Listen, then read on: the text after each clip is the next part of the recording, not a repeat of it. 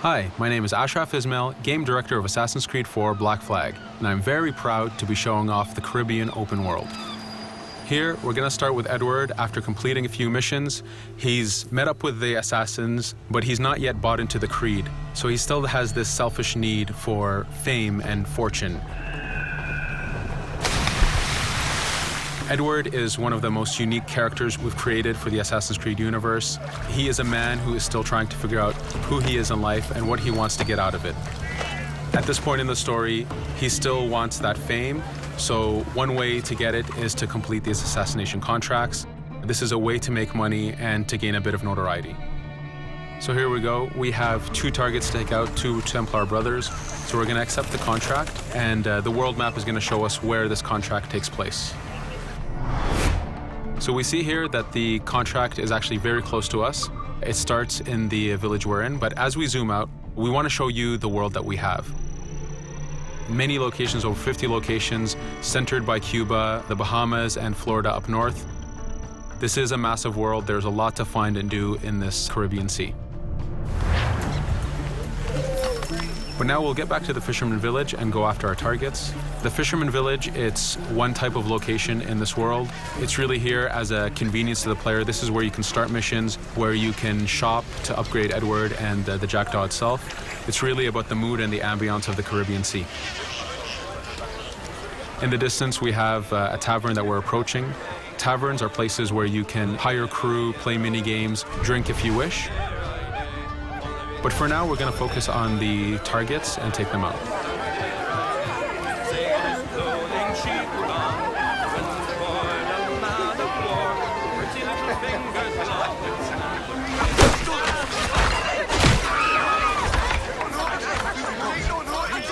Now that we've taken out one brother, the other one's going to bolt. Just like classic ACs, we can chase him down and take him out that way, but there's many ways to complete this contract. We can use the new free aim system to shoot him this way, to eliminate him that way. We can jump onto the ship and take him out with his crew, but instead we're going to let him escape into the sea and follow him with the Jackdaw. This is your ship. This is the second main character of the game. You're going to have to customize and upgrade the ship as you go on this journey with Edward.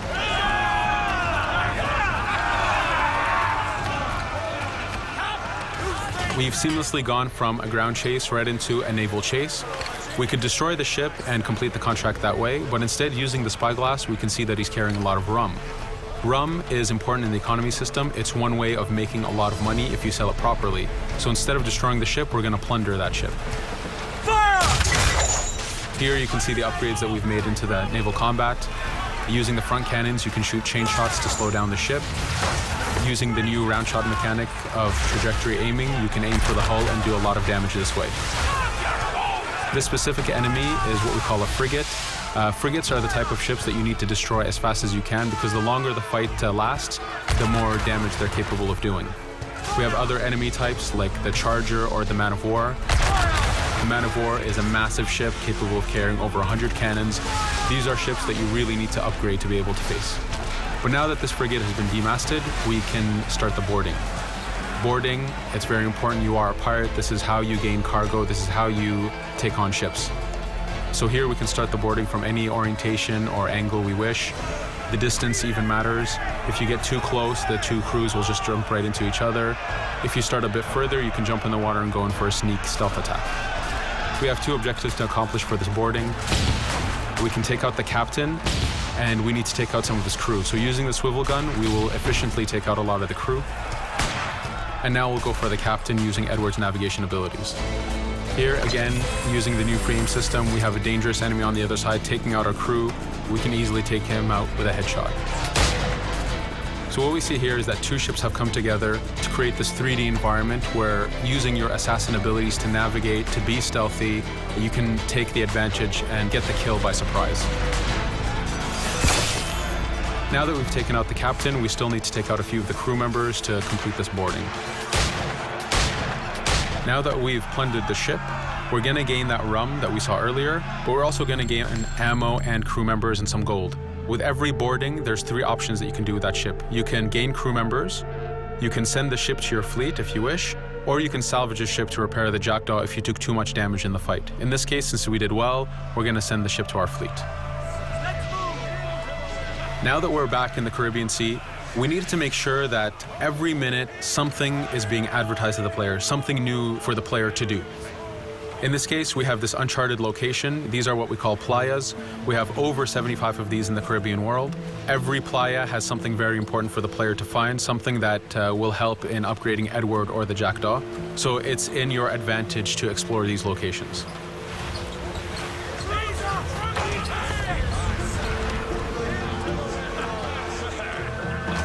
Again, for us, seamlessness is very important. We needed to be able to explore this Caribbean world without having too much interruption in the action. So being able to just let go of the wheel anywhere we want, jump into the water, and swim over to that location. This is very important for the mood and the immersiveness of this Caribbean open world. Here, as we get on the playa, in the distance we can see that there's a faction battle, but closer to us we can see that there's this poor drunken sailor who's passed away. But being a pirate, of course, we're going to loot his body and see what he has for us.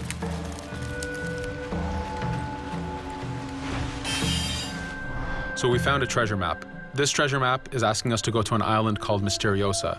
Every time you find one of these, you know that you're going to find a treasure that is linked to the progression of the Jackdaw or Edward, so they are very valuable. Here we're going to take a look at that faction battle. We have a British ship facing off against a Spanish ship. We could jump in and take advantage of this opportunity, allowing each ship to weaken the other and for us to plunder both.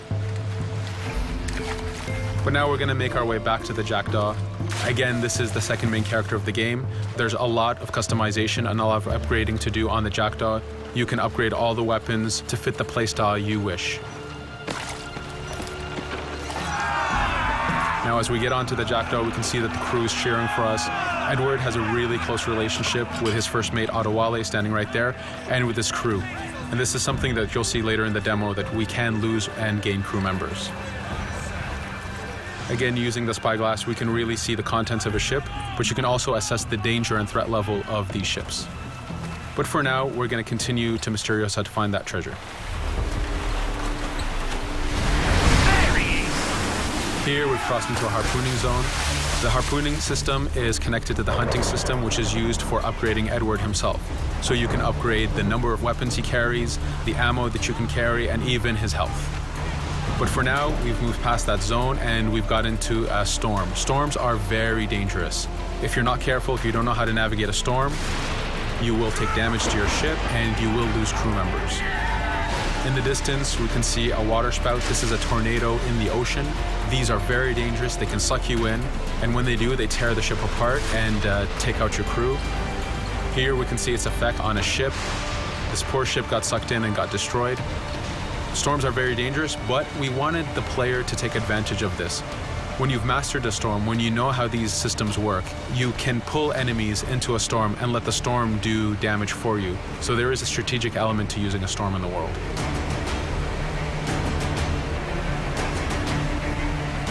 Here we can see that the storm is dying down a bit, but there's still this torrential downpour. It was very important for us to get the real mood of and the atmosphere of the Caribbean in the weather cycles and in the daytime cycles.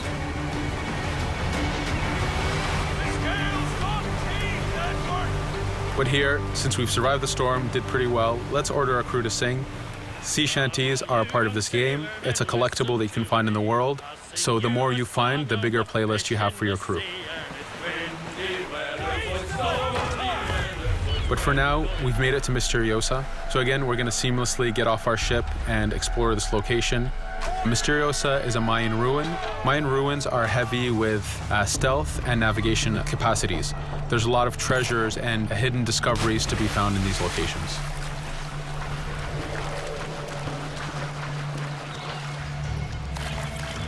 If we recall the treasure map, the treasure is hidden behind a temple.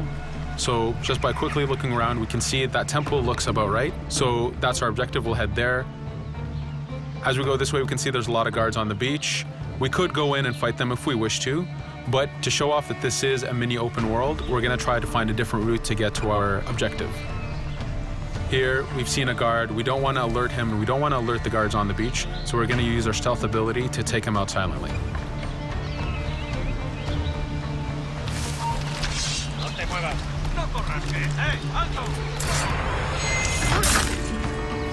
With AC3, we were able to push the navigation in the frontier, which means using natural environments like trees and rocks and so on. Mayan ruins are the perfect place where we mix man-made structures and these natural environments. So you really get to feel how far the navigation abilities of the assassin have come since the original game. In the distance there, we can see another part of the island being blocked off by a patrol of guards. We're going to avoid it for now and go for that treasure.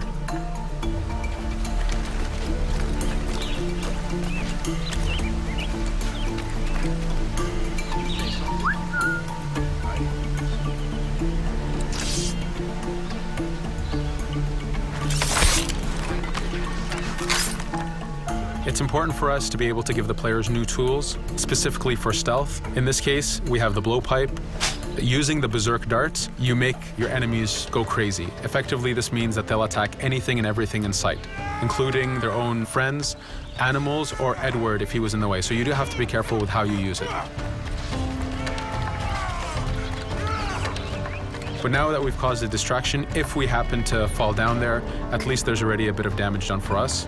But using our navigation skills, we're able to get past that area without any trouble.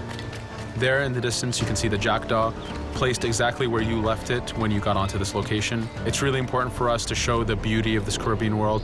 The Caribbean has some amazing vistas, and we pushed ourselves to replicate this in the game.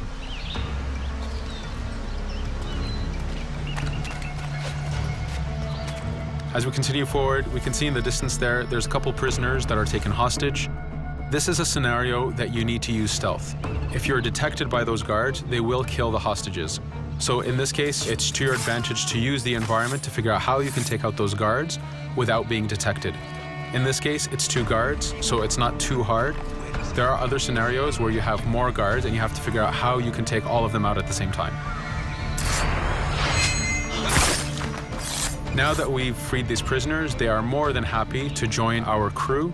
This is just one way of gaining crew members. As mentioned earlier, there's the taverns. There's actually many different setups of gaining crew.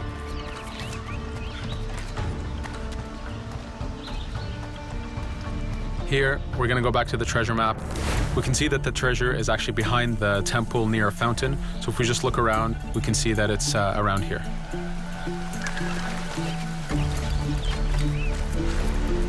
Now that we've found the treasure, what we've actually found is a blueprint. Blueprints are incredibly valuable for the upgrading of the jackdaw. This is how you can upgrade the biggest and most devastating upgrades of the ship.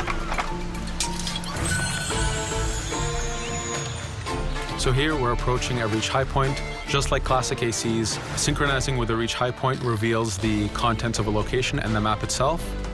But as an added feature, because this game world is so huge, there are many different locations, this also becomes a fast travel point. So now you can, by synchronizing, now you can come back here anytime you wish to collect those treasures that we passed up a bit earlier. Here we've reached the end of the demo. This was a tease of the open world that we have. We're very excited to be able to show off this game and to let you play it very soon. Thank you for joining us.